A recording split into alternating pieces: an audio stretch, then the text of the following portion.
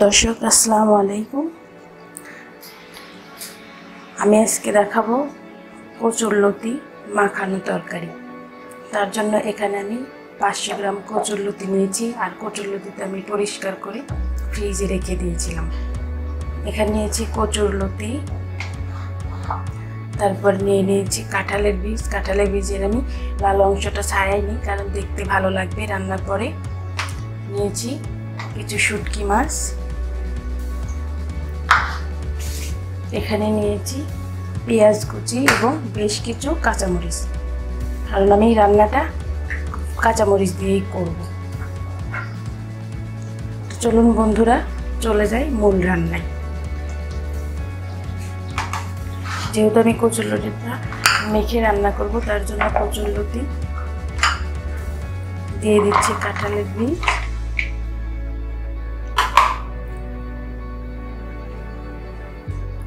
এখন আমি সব মশলাগুলো অ্যাড করব। দিয়ে দিচ্ছি হাফ চা চামচ আদা বাটা,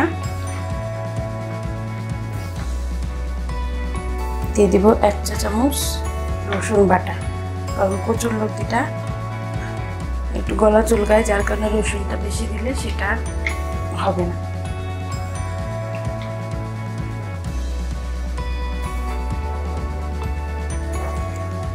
দিয়ে দিচ্ছি পরিমাণ মতো লবণ,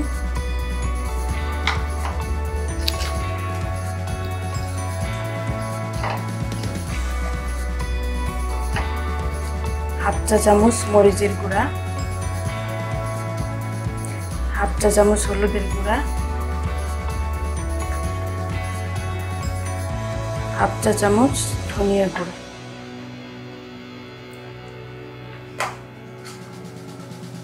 কোয়ার্টার চামচ জিরার গুঁড়ো। এখন আমি সবগুলো একসাথে হাতে মিক্সড করে নিব।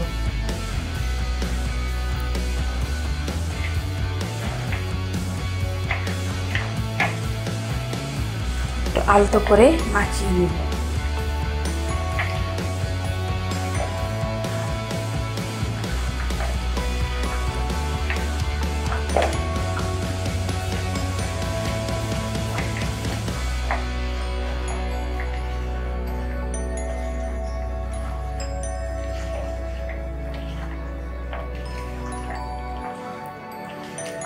এভাবে আমি 2 মিনিট মাখিয়ে নিব। এখন দিয়ে দিচ্ছি শুটকি মাছ,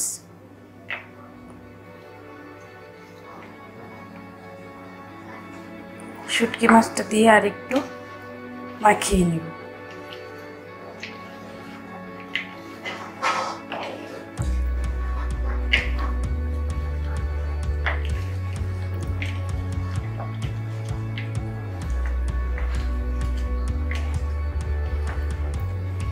আমার মাখানোটা হয়ে গিয়েছে, এখন আমি চলে যাব মূল রান্নায়।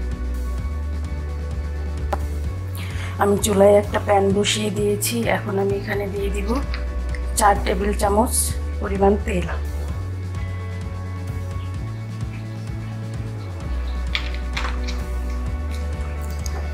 দিয়ে দিব পেঁয়াজ মরিচ কুচি একসাথে,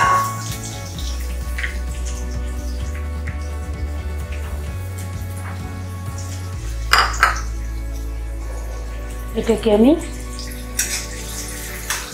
হালকা ব্রাউন করে ভেজে নেব।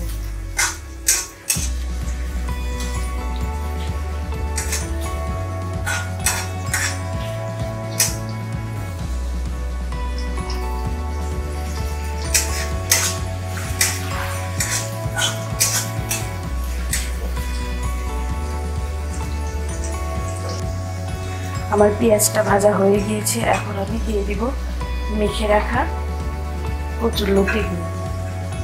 যেটা মেখে রেখেছিলাম সেইটা আমি এখন দিয়ে দিব।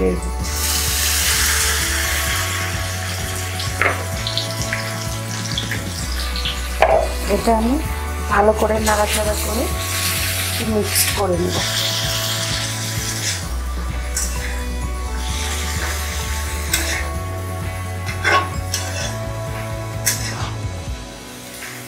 বাসায় তো সবাই কচুরলতি রান্না করে খান, একবার এইভাবে রান্না করে খেয়ে দেখবেন।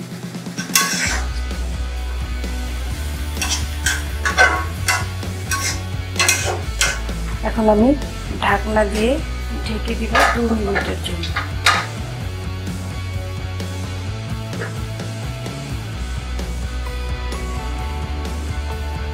2 মিনিট পরে ঢাকনা খুলে আমি আরেকবার নেড়ে চেড়ে দিব।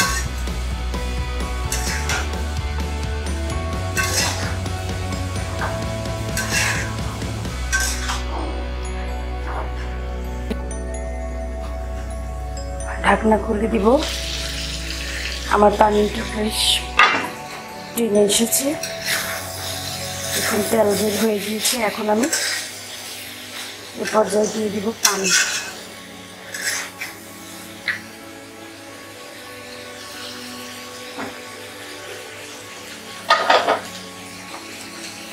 আমি দিয়ে দিচ্ছি পরিমাণ মতো পানি।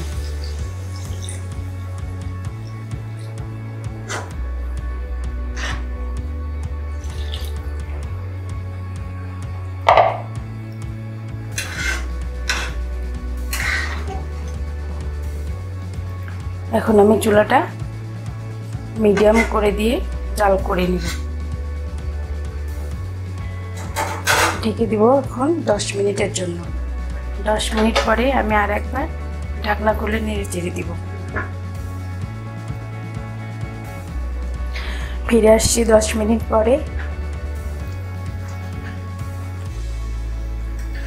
তরকারিটা বলক এসে গেছে, আমি আর একবার নেড়ে দিব।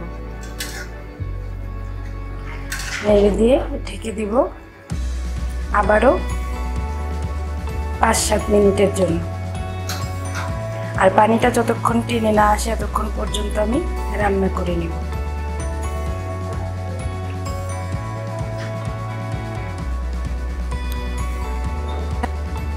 আমি আবারও ঢাকনা খুলে দেখাচ্ছি। আমার তরকারির পানিটা প্রায় শুকিয়ে আসছে। এখন আমি দিয়ে দিব এর ভিতর কিছু ধনিয়া পাতা। হয়ে গিয়েছে আমার কচুরলতিটা রান্না। এখন আমি চুলাটা অফ করে দিই।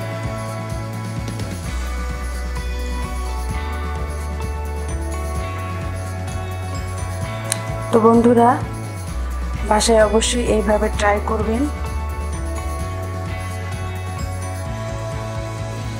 ভিডিওটি যদি ভালো লেগে থাকে লাইক, কমেন্ট, শেয়ার করতে ভুলবেন না।